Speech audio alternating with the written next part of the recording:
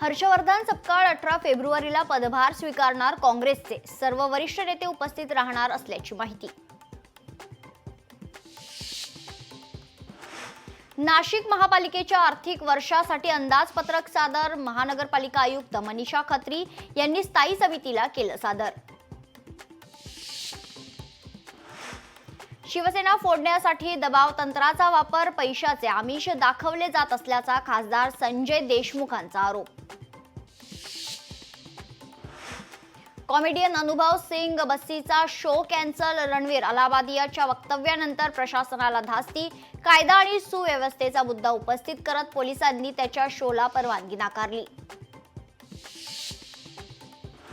पुण्यात एकनाथ शिंदेंचा खरं तर उद्धव ठाकरेंना दे धक्का. पुण्यातील अनेक पदाधिकारी शिवसेनेत करणार प्रवेश. संध्याकाळी चिंचवड येथे होणार पक्षप्रवेश.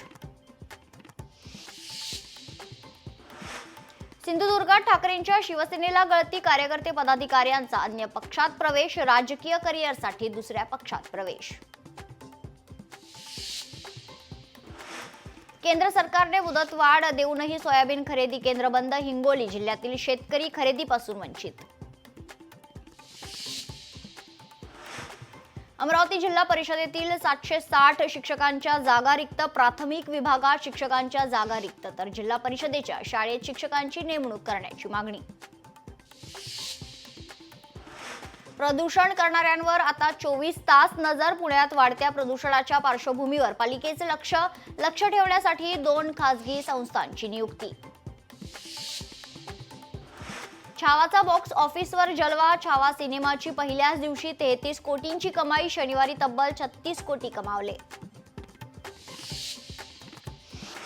रेल्वे प्रशासनाची नागरिकांना जागा खाली करण्याची नोटीस. छत्रपती संभाजीनगरच्या बनेवाडी परिसरातील घटना. बनेवाडीतील 65 रहिवाशांना रेल्वे प्रशासनाची नोटीस.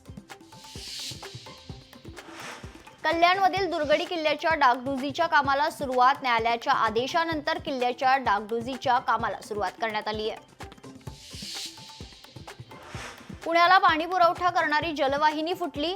लाखो लिटर पाण्याची नासाडी. दांडेकर पूल परिसरातील खरं तर काही घरांमध्ये देखील पाणी शिरलंय.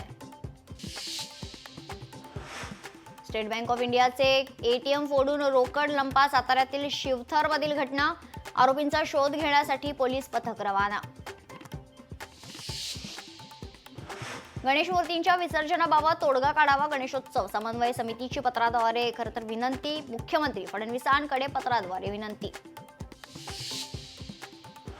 अमरनाथमध्ये झाड पडून कामगार जखमी. बिल्डर विरोधात पोलीस स्टेशनमध्ये गुन्हा दाखल. बिल्डरच्या निष्काळजीपणामुळे झाड पडल्याचा पालिकेचा निष्कर्ष.